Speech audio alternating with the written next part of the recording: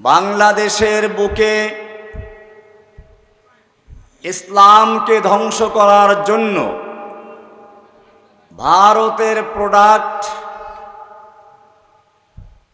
এক মক্ষী রানী, স্বৈরাচারী,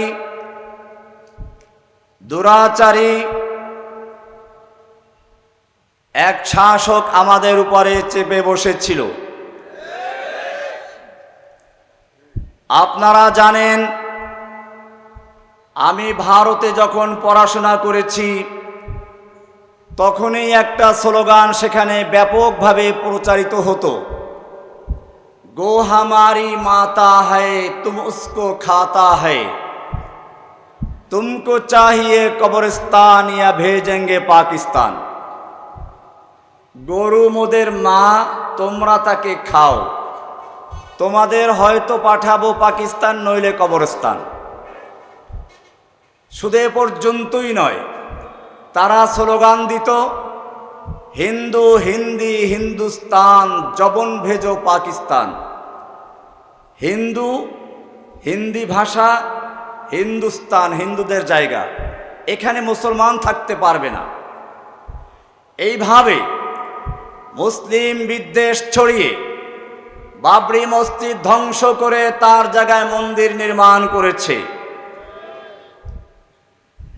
বাংলাদেশকেও তারা একটা ভারতের প্রদেশ বানানোর জন্য যেই লোকটাকে দীর্ঘদিন পর্যন্ত তৈরি করেছিল সেই লোকটার নাম ছিল শেখ হাসিনা। সেজন্য সে প্রথমেই এসে বাংলাদেশের মানুষকে দুই ভাগে বিভক্ত করার চেষ্টা করেছিল।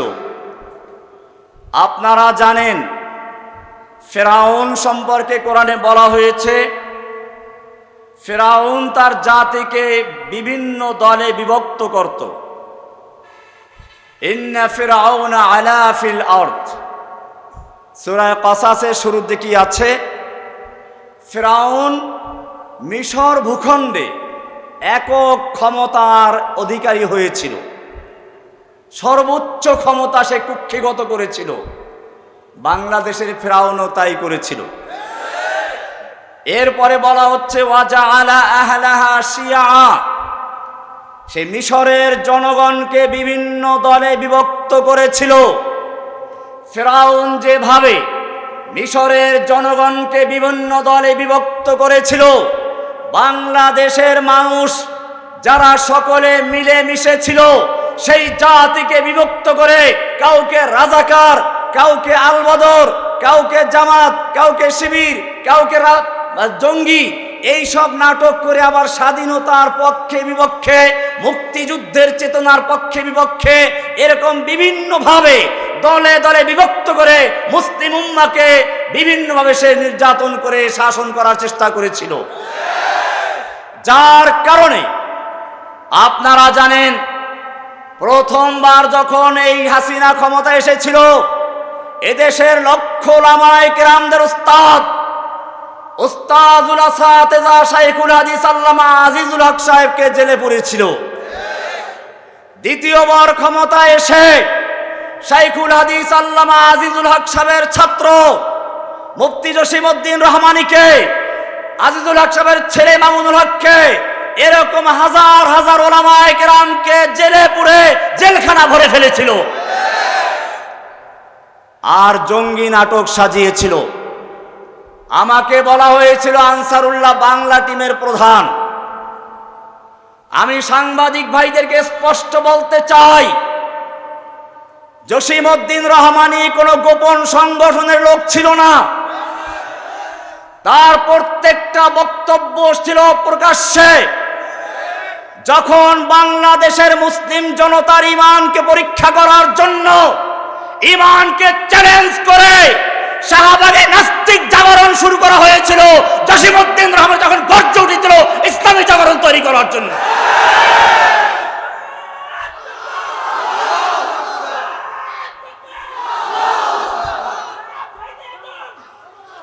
যখন দিন শেষ, জসিমউদ্দিন রহমানের বাংলাদেশ, জঙ্গি নাটকের দিন শেষ, বাংলাদেশ এখনো শেখ হাসিনার সেই জঙ্গি নাটকের কিছু প্রেতাত্মা বসে আছে। শাসন যন্ত্রের ভিতরে এরা লুকিয়ে আছে। সুযোগ পেলেই এখনো সেই হাসিনার মতো বলতে থাকে জঙ্গিবাদী, তাকফিরি, অমুক তমুক। আমি স্পষ্ট করে বলতে চাই, বাংলাদেশের মুসলিম জনতা, বাংলাদেশের তাওহীদি জনতা এবারে ঐক্যবদ্ধ হয়েছে। এরপরে যদি কাউকে বিচ্ছিন্ন করার চেষ্টা করা হয়, কাউকে জঙ্গিবাদী বলা হয়, তাওহীদি জনতা তার মোকাবেলা করার জন্য মাঠে রক্ত দিতে দ্বিধাবোধ করবে না। আমি আমার তাওহীদি জনতাকে জিজ্ঞেস করতে চাই, বাংলার জমিনে তাওহীদি রাজ কায়েমের জন্য যদি বুকের তাজা রক্ত রাজপথে ঢেলে দিতে হয়, তোমরা তৈরি থাকবে কিনা? ইনশাআল্লাহ। লিল্লাহে তাকবীর। জঙ্গি নাটকের দিন শেষ, খুনি হাসিনার দিন শেষ। আজিজুল হক সাহেবকে দিয়েছিল পুলিশ হত্যা মামলা। এদেশের কোরআনের পাখি বলা হয় যাকে, আল্লামা সাঈদী সাহেবকে বলা হয়েছিল রাজাকার। তিনি জেলখানাতেই শেষ নিঃশ্বাস ত্যাগ করেছেন। ভাইয়েরা আমার, এদেশের যারা কোরআনের কথা বলে, হাদিসের কথা বলে, যুবকদের মধ্যে যারা ইসলামের চেতনা তৈরি করার সক্ষমতা রাখে, এদের সবচেয়ে বড় শত্রু হচ্ছে সেই সমস্ত উলামায়ে কেরাম। এরা আলেমদেরকে বরদাস্ত করতে পারে না। এ কারণে মনে রাখতে হবে, এক এক করে উলামায়ে কেরামদেরকে বিভক্ত করার চেষ্টা করেছিল, এখনো করা হচ্ছে। সেজন্য আমাদের স্পষ্ট বক্তব্য, এখন থেকে আমাদের মধ্যে কোনো বিভক্তি নেই।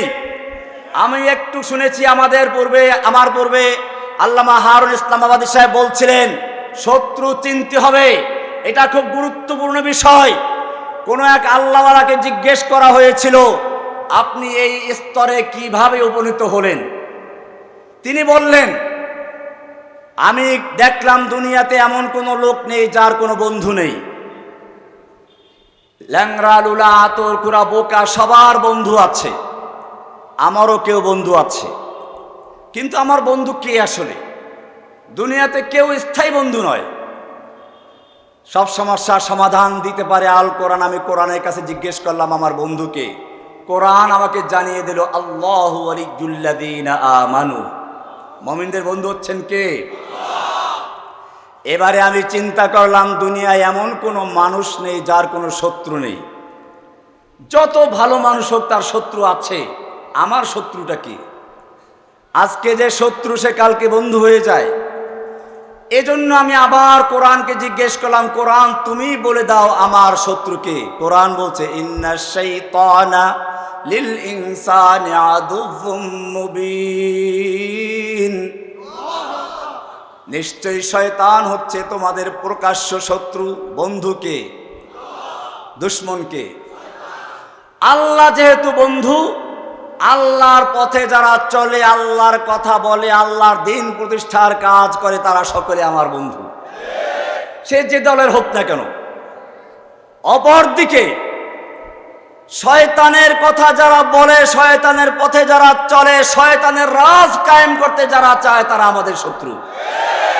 পরিষ্কার হয়ে গেলে শত্রু আর মিত্র। আমাদের শত্রু ইসলামিক কোন দল নয়। আমাদের এখন মিশন হচ্ছে একটাই, আমরা এখনো বিজয় লাভ করি নাই। মনে রাখতে হবে, একটা সাময়িক বিজয় বাংলাদেশে এসেছে। যতক্ষণ পর্যন্ত এই বাংলার জমিনে আল্লাহর কোরআনের রাজ কায়েম না হবে, ততক্ষণ পর্যন্ত মুসলিমদের বিজয় আসতে পারে না। আল্লাহ সুবহানাহু ওয়া তাআলা কোরআনে বলেছেন, রাসূলকে কেন পাঠানো হয়েছিল? ওয়াল্লাযী আরসালা রাসূলাহু বিল হুদা ওয়া দীনিল হক। যদি প্রশ্ন করা হয়, লিমাযা আরসালাল্লাহু তাআলা রাসূলাহু বিল হুদা ওয়া দীনিল হক, আল্লাহ তাআলা কেন তার রাসূলকে হেদায়েত এবং দ্বীনে হক দিয়ে প্রেরণ করেছেন? উত্তর কি হবে? কোরআনে স্পষ্ট আয়াত, লিইয়ুযহিরাহু আলা দ্বীনি কুল্লিহি, অন্য সব দ্বীনে বাতিলের উপরে আল্লাহর দেওয়া দ্বীনে হককে বিজয়ী করার জন্য। সব দ্বীনে বাতিলের উপরে আল্লাহর দ্বীনে হককে বিজয়ী করার জন্য আল্লাহ তার রাসূলকে পাঠিয়েছেন। আমাদের দেশে ইসলাম কি বিজয়ী আছে না পরাজিত? কোরআন দ্বারা কি আদালত চলে, সংসদ চলে, ব্যাংক চলে, ব্যবসা বাণিজ্য চলে? তাহলে বোঝা গেল ইসলাম এখনো বিজয়ী হয় নাই। আমাদের এখন কাজ কি? ইসলামকে বিজয়ী করা। ইসলামকে বিজয়ী করতে গেলে আমাদের ঐক্যবদ্ধ হতে হবে। আপনারা জানেন কোরআনের স্পষ্ট আয়াত আছে, কোরআনে আল্লাহ রাব্বুল আলামিন সূরা আলে ইমরানের 103 নম্বর আয়াতে বলেছেন, ওয়াতাসিমু বিহাবলিল্লাহি জামিআ, তোমরা আল্লাহর রজ্জুকে ঐক্যবদ্ধভাবে ধারণ করো, ওয়ালা তাফাররাকু, বিচ্ছিন্ন হইও না। আমাদের বিচ্ছিন্ন হওয়ার সুযোগ নেই।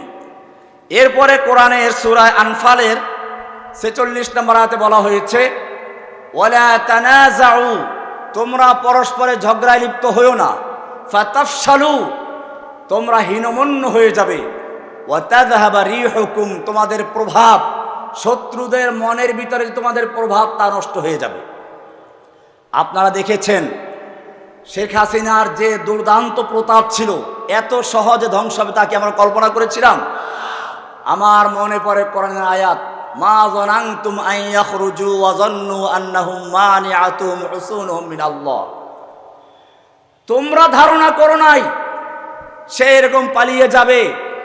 ওয়া যান্নু আন্নাহুম মানিআতুহুম হুসুনুহুম মিনাল্লাহ, এবং হাসিনারাও মনে করেছিল তাদের ভারতের দুর্গ, ছাত্রলীগের দুর্গ, যুবলীগের দুর্গ, শ্রমিক লীগের দুর্গ, গরু চোর লীগের দুর্গ, ধর্ষক লীগের দুর্গ, ওরা তাকে হেফাজত করবে।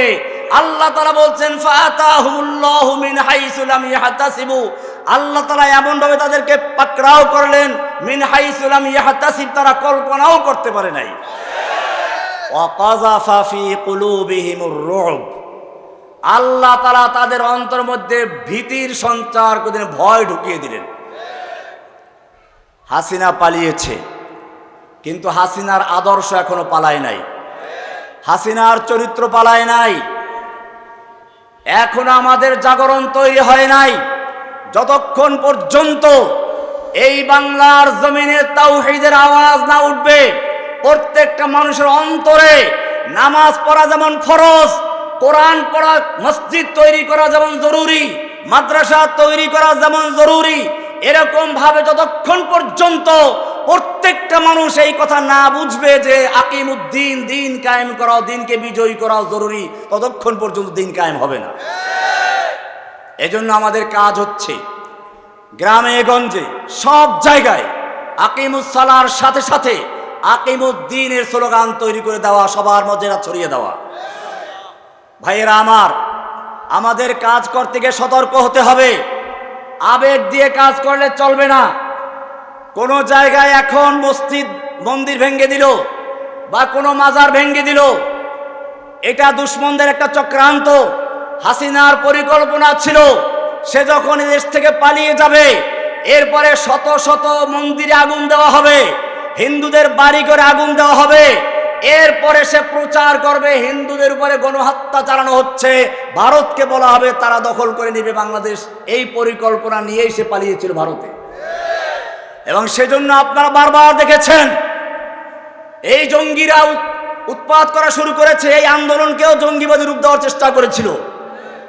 বারবার আমাদের জেলখানায় যেখানে ছিলাম সেখানে হামলা করার চেষ্টা করা হয়েছিল, কিন্তু আল্লাহ রাব্বুল আলামিন কোরআনে বলেছেন, ইন্নাহুম ইয়াকিদুনা কাইদা ওয়া আকিদু কাইদা, আল্লাহ তাআলা তাদের সকল ষড়যন্ত্র, চক্রান্তর জালকে মাকড়সার জালের মতো ছিন্ন করে দিয়ে হাসিনাকে পালাতে বাধ্য করেছে। জাআল হাক্কু ওয়া যাহাকাল বাতিল ইন্নাল বাতিলা কানা যাহুকা, ফিরাউন আয়ে, হামান আয়ে, জালিম জাবের সুলতান আয়ে, कितने कितने शैतान आए सबको हुई रुसवाई हासिल जा अल हक़ व ज़हक़ल बातिल इन्नल बातिला काना ज़हूक़ा हसीना आए नौफिल आए कौवा कादिर नानुक आए कामल आनिस शैतान आए कितने कितने शैतान आए सबको हुई रसवाई हासिल जा अल हक़ व ज़हक़ल बातिल इन्नल बातिला काना ज़हूक़ा। বাতিল চলে গেছে কিন্তু এখনো শেষ হয় নাই। ওই যে অজীব মানে সজীব নয় কি অজীব, অজীব মানে হচ্ছে যার জীব নাই, জড় পদার্থ। অজিত সাহেব একজন ভালো মানুষ ছিলেন, আমি তার নামে ওর নাম দিতে চাই না, এই জন্য ইয়াজিদ। তাহলে অজীব ইয়াজিদ পরাজয়, কি নাম? জয়ের জায়গায় পরাজয়। সে এখন জয় না বিজয়? পরাজয়, পরাজয়। কাজে এখন থেকে তার নাম হবে অজীব ইয়াজিদ পরাজয়। সে এখন ভাষণ দিচ্ছে আমি আছি, আমি আওয়ামী লীগের হাল ধরবো, ক্ষমতা আসবো। আমি বাংলার তাওহীদি জনতাকে বলতে চাই, ছাত্র জনতাকে বলতে চাই, আজকে যেভাবে ঐক্যবদ্ধভাবে মাঠে নেমেছো, এই ঐক্যবদ্ধ ধরে রাখতে হবে, ফাটল ধরাবার চেষ্টা করা হবে। স্কুলের ছাত্র, কলেজের ছাত্র, মাদ্রাসা ছাত্র বিভিন্ন রূপে কালারিং করা হবে। আমাদেরকে মনে রাখতে হবে আমাদের কোন স্কুলের পরিচয় নয়, মাদ্রাসার পরিচয় নয়, কে আলিয়া কে কওমিয়া কে স্কুল কলেজ ইউনিভার্সিটি সেই পরিচয় নেই। আমাদের একটাই পরিচয়, আমরা তাওহীদবাদী মুসলমান। तौहीद की अमानत सीनों में है हमारे, आसा नहीं मिटाना नाम व निशा हमारा। ভাইরা আমার, আমাদেরকে মনে রাখতে হবে কিছু নাদান দোস্ত আছে। নাদান দোস্তের কাজ কি? এক লোক ঘুমাচ্ছিল, তো তার বন্ধুকে বলল যে আমাকে পাহারা দিও, কেউ যেন ক্ষতি না করে। একটা মাছি বারবার এসে ওই ঘুমন্ত দোস্তের নাকে পড়া শুরু করলো, আর সজাগ দোস্ত তাড়াতে লাগলো। কয়েকবার তাড়াবার পরে রাগ উঠলো, মাছিও নাছর বান্দা, একবার তাড়ালে সেখানে বসবি। একটা পাথর নিয়ে বসে আছে ওই সজাগ বন্ধু। যেই মাছি বসলো আর মাছির উপরে সেই পাথর নিক্ষেপ করলো, মাছি উড়ে চলে গেছে। বন্ধু আছে? আমাদের কিছু নাদান দোস্ত আছে। এখন আমরা একটা পরিবেশে আছি, এটাকে আমাদের স্থিতিশীল রাখতে হবে। এখন একটা মাজার ভেঙ্গে অথবা একটা মন্দির ভেঙ্গে কুফফারদের নীল নকশা বাস্তবায়ন করার কোনো দরকার নেই, কুফফারদের ফাঁদে পা দেওয়ার কোনো দরকার নেই। আমরা যদি একটা লোক বাঘ শিকার করতে যায়, সে একটা হরিণ দেখে অথবা সে একটা খরগোশ দেখে তার পিছনে লেগে যায়, বাঘ শিকার করতে পারবে? আমাদের এখন কর্মসূচি কি? দিনকে বিজয়ী করা। কর্মসূচি কি এখন? দিনকে বিজয়ী করা। লিইয়ুযহিরাহু আলাদ-দীনি কুল্লি। আমাদের স্লোগান কি এখন? হুয়াল্লাযী আরসালা রাসূলাহু বিল হুদা ওয়া দীনিল হক লিইয়ুযহিরাহু আলাদ-দীনি। এখন আমাদের এটা কর্মসূচি। আমরা আল্লাহর জমিনে আল্লাহর দ্বীনকে বিজয়ী করতে গিয়ে আমাদের জীবন, আমাদের জান, আমাদের মাল সব কিছু কোরবান করব। আল্লাহর দ্বীনকে, আল্লাহর কোরআনের রাজ কায়েম না করে ঘরে ফিরবেন না ইনশাআল্লাহ। এই স্লোগান নিয়ে আমরা মাঠে নামবো। ভাইরা আমার, আমাদের শত্রু মিত্র, আমরা হারুন সাহেব বলে গেছেন যে আমাদের চিনতে হবে আমাদের শত্রু এখন ইসলামিক কোনো দল নয়, আমাদের শত্রু এখন কোনো ফেরকা নয়, আমাদের শত্রু হচ্ছে এখন যারা নাস্তিক মোরতাদ তারাই। কোরআন পরিষ্কার বলে দিয়েছে, আপনারা জানেন আল্লাহ সুবহানাহু ওয়া তাআলা কোরআনে এই নাস্তিক মুরতাদদের সম্পর্কে স্পষ্ট বলেছেন, লাইল্লাম ইয়ানতাহিল মুনাফিকুনা ওয়াল্লাযীনা ফী কুলুবিহিম মারাদ। যদি মুনাফিকরা এবং যাদের অন্তরে ইসলাম বিদ্বেষের রোগ আছে তারা,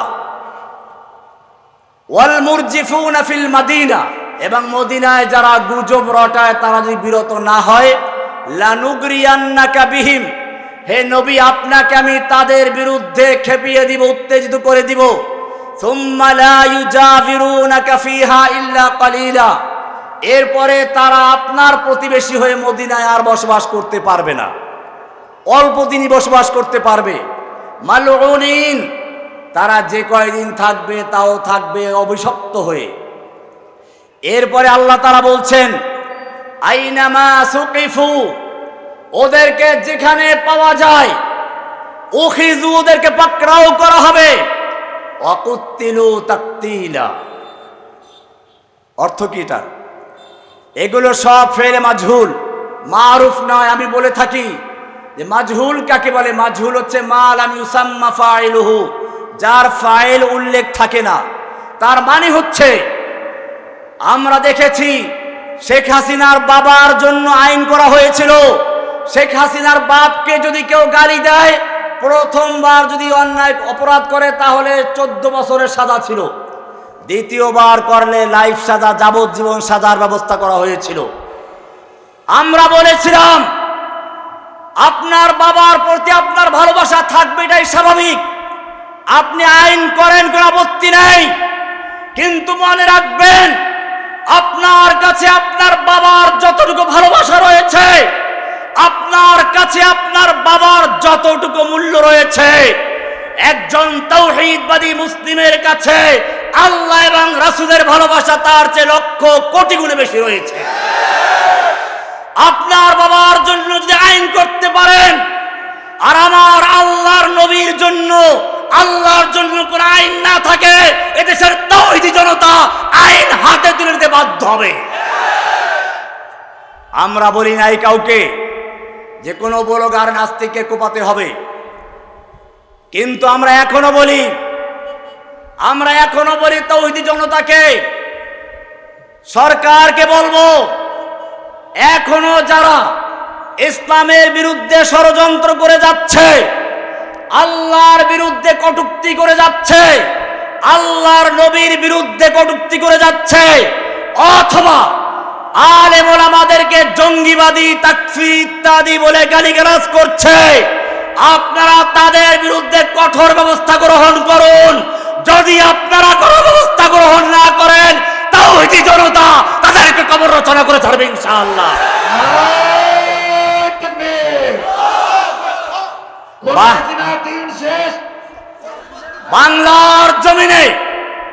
বাংলার জমিনে কোন নাস্তিক মুরতাদ আল্লাহকে গালি দিয়ে, রাসূলকে গালি দিয়ে, আল্লাহকে কটূক্তি করে, রাসূলের নামে কটূক্তি করে এই বাংলার জমিনে থাকার অধিকার রাখে না। করেছে হাসিনা পালাবার জায়গাও খুঁজে পাচ্ছে না। বাংলার জমিন থেকে তাসলিমা নাসরিন পালিয়েছে, বাংলার জমিন থেকে হনুমান পালিয়েছে, বাংলার জমিন থেকে নাস্তিক মুরতাদরা পালিয়েছে। কিয়ামত পর্যন্ত বাংলার জমিনে যে কেউ আল্লাহকে নিয়ে কটূক্তি করবে, রাসূলকে নিয়ে কটূক্তি করবে, তাকে বাংলার জমিনে থাকতে দেওয়া হবে না। আমরা আইন হাতে তুলে নিতে চাই না, কাউকে নেওয়ার জন্য বলছিও না। খুব ভালো করে বুঝবেন, আমাদের এখন কাজ হচ্ছে ইসলামকে বিজয়ী করা। সেজন্য ছোটখাটো কোনো কাজ করে আমাদের বড় কর্মসূচি ক্ষতিগ্রস্ত করতে চাই না। যারা আমাদেরকে ভালোবাসেন, মুফতি হারুন এজাহার সাহেব ছুটে এসেছেন, এদেশের আলেম ওলামারা এখানে আছেন, ফরিদপুরের ওলামায়ে কেরামরা আছেন, সমস্ত ওলামায়ে কেরাম এখন ঐক্যবদ্ধ হয়েছে। ওলামায়ে কেরামদের সকলের দিলের তামান্না, ইনশাআল্লাহ আমাদের এই শতাব্দীর ভিতরে বাংলাদেশে কোরআন সুন্নাহর রাজ কায়েম করে ছাড়বে ইনশাআল্লাহ।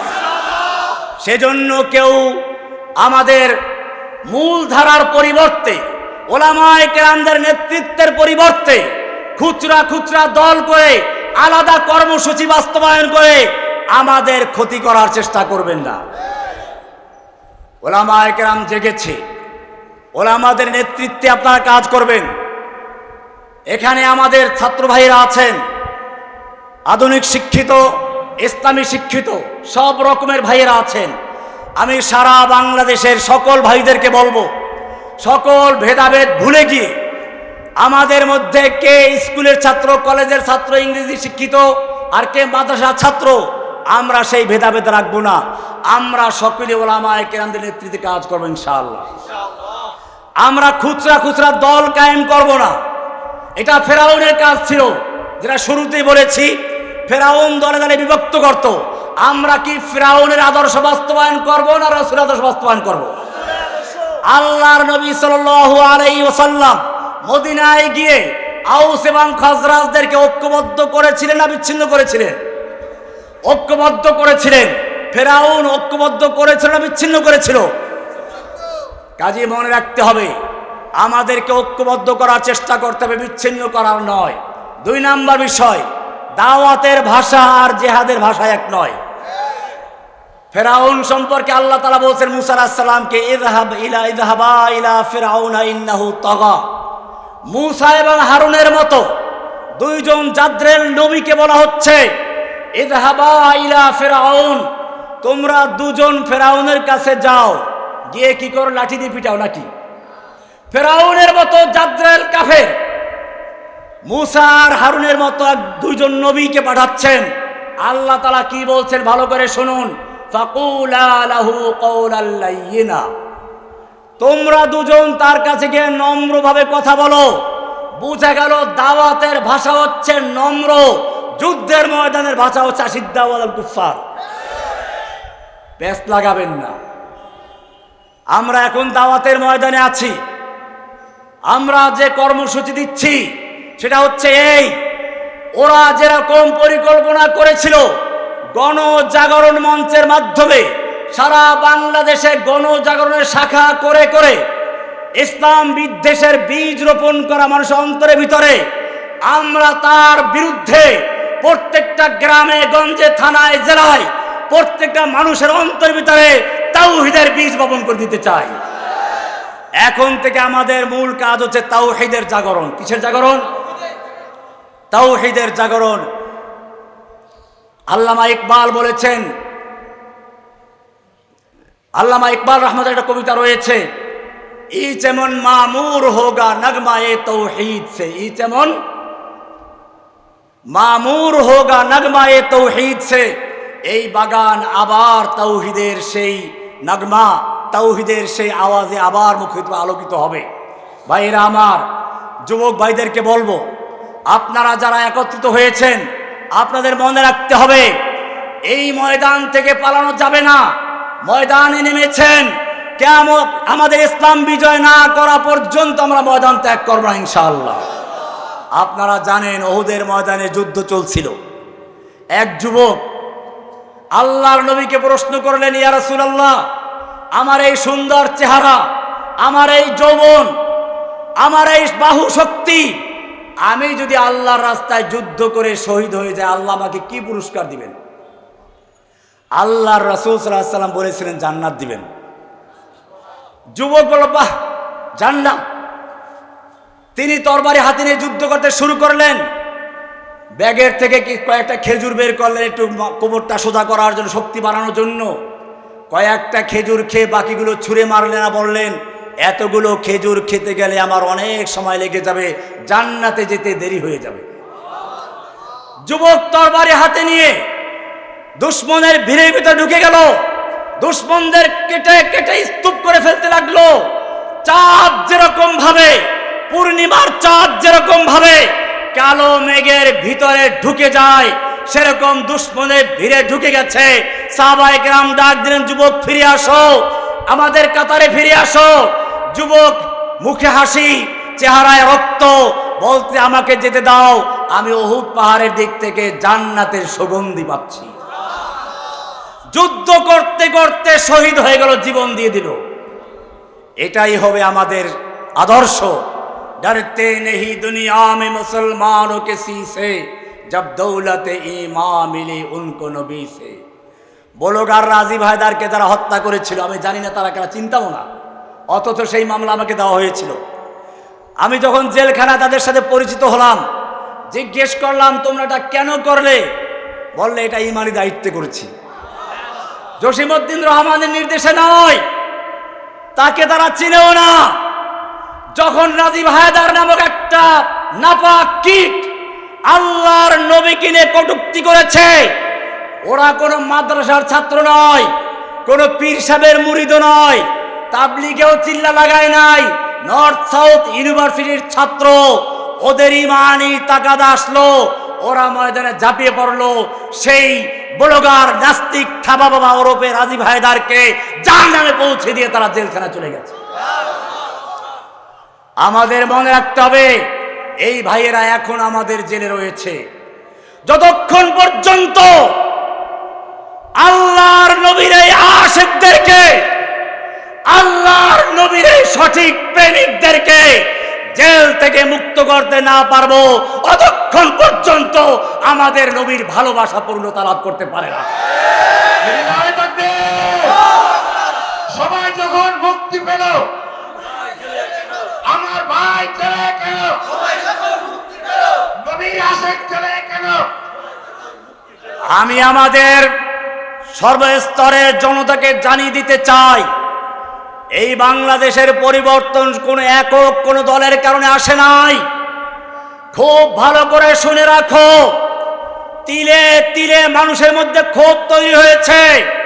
ক্ষোভ তৈরি হয়েছিল আল্লামা আজিজুল হক সাহেবকে জেলে দেওয়ার মাধ্যমে, ক্ষোভ তৈরি হয়েছিল শাপলা চত্বরে হাজার হাজার মানুষকে খুন করার মাধ্যমে, ক্ষোভ তৈরি হয়েছিল নরেন্দ্র মোদীর মতো একটা নাপাক ইসলামের দুশ্মন বাবরি মসজিদ হত্যাকারী নাপাক শয়তানকে বাংলাদেশ নাপাক করার যখন চেষ্টা করা হয়েছিল, এনেছিল, তার বিরুদ্ধে প্রতিবাদ করতে গিয়ে এদেশের তাওহীদি জনতা নিজের বুকের তাজা রক্ত ঢেলে দিয়েছিল।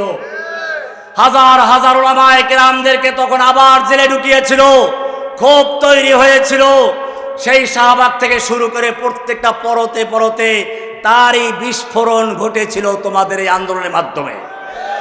সুতরাং তোমাদেরকে মনে রাখতে হবে, এই বাংলাদেশের পরিবর্তন, এই আন্দোলন কোনো এককভাবে কারো কুক্ষমতার কারণে আসে নাই, একক কারো কোনো সম্পত্তি নয়, এটা সর্বস্তরের জনতার ঐক্যবদ্ধ সম্পত্তি। সুতরাং সকলকে সমানভাবে মূল্যায়ন করতে হবে। শুধুমাত্র নিজেদের স্বার্থ উদ্ধার করে অন্যদেরটা এড়িয়ে গেলে চলবে না, তাহলে কিন্তু এই বিজয় আর বেশি দিন থাকবে না। দুশমন কিন্তু এখনো বসে আছে, এখনো ওত পেতে বসে আছে। কিভাবে আমাদের মধ্যে আবার সেই ঐক্যে ফাটল ধরানো যায়, কিভাবে আবার ভারতের দালালদেরকে বিজয়ী করা যায়, সেজন্য তারা প্রতিটি ক্ষণে ক্ষণে তারা বসে আছে।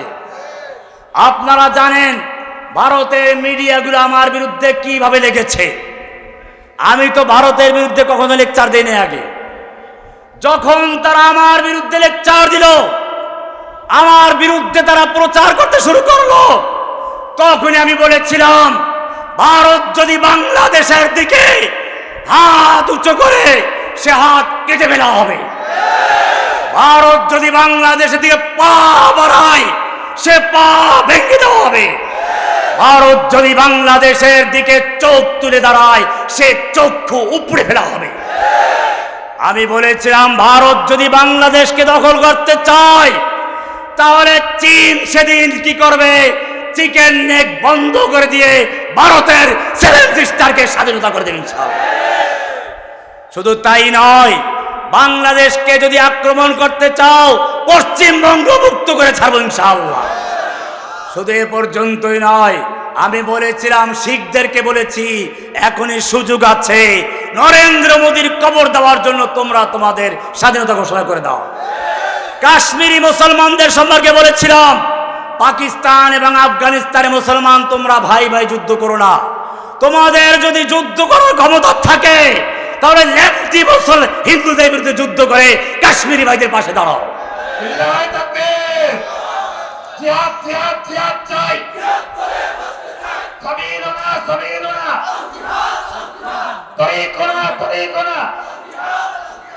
ভাইয়েরা আমার, মূলত আমার আসলে বক্তব্য দেওয়ার মতো অবস্থা নেই, শরীর অত্যন্ত খারাপ। আজকে এই প্রোগ্রাম ক্যান্সেল করারই আলোচনা হয়েছিল, কিন্তু তারপরেও আপনাদের ভালোবাসা মোহাব্বতের কারণে আসতে হয়েছে। আমি দোয়া চাই, আমাকে জেলখানায় নির্জন বাসে রাখা হতো, কারাগারে নির্জন বাস আর একটা কারাগার, বিভিন্নভাবে উপহাস করা হতো, সবচেয়ে বড় কষ্ট হতো যখন তারা আল্লাহকে নিয়ে উপহাস করত। রিমান্ডে নিয়ে এক পুলিশ অফিসার বলেছিল, রহমানী সাহেব, কোরআনে তো বলা আছে কুল্লা ইয়াউমিন হুয়া ফি শান, আল্লাহ ব্যস্ত আছে, নাউজুবিল্লাহ। এখন আমরা আপনাকে অত্যাচার নির্যাতন যাই করে আল্লাহ দেখবেন না, আল্লাহ ধরবেন, থ্রেট দিয়েছেন, সানাফুরুলাকুম আইয়ুহাস সাকালান, এটা একটা থ্রেট দিয়েছেন, যখন ধরবেন তখন দেখব, এখন তো আমরা আপনাকে ধরেছি। এভাবে তারা উপহাস করত, মজাক করত। এদের নামগুলো সুন্দর, একটা নাম ছিল তাওহীদ। কি নাম? এই পুলিশ অফিসারের নাম ছিল তাওহীদ। সুতরাং মনে রাখতে হবে, এদেশে এমন কিছু হিন্দু আছে, হিন্দুদের দালাল আছে, নাস্তিক মোরতাদ আছে, যাদের নাম তাদের বাপদাদা রেখেছিল খুব সুন্দর, তাওহীদুল ইসলাম, তাওহীদুর রহমান ইত্যাদি, কিন্তু তারা সবচেয়ে বড় আল্লাহ এবং আল্লাহ রাসূলের দুশমন। এই দুশমনদের আমাদের মোকাবেলা করতে হবে, সেজন্য ঐক্যবদ্ধ থাকতে হবে, হুঁশিয়ারের সাথে কাজ করতে হবে, দুশমনদের ফাঁদে পা পাড়া দেওয়া যাবে না। আল্লাহ তাআলা আমাদের সকলকে বিষয়গুলোকে বুঝার এবং আমল করার তৌফিক দান করুন, আমিন। ওয়া সাল্লাল্লাহু তাআলা আলা নবিয়িনা মুহাম্মদ ওয়া আলা আলিহি ওয়া সাহবিহি আজমাইন। আসসালামু আলাইকুম ওয়া রাহমাতুল্লাহি ওয়া বারাকাতুহু। দুইটা জরুরি এলাম, একটা হলো আমাদের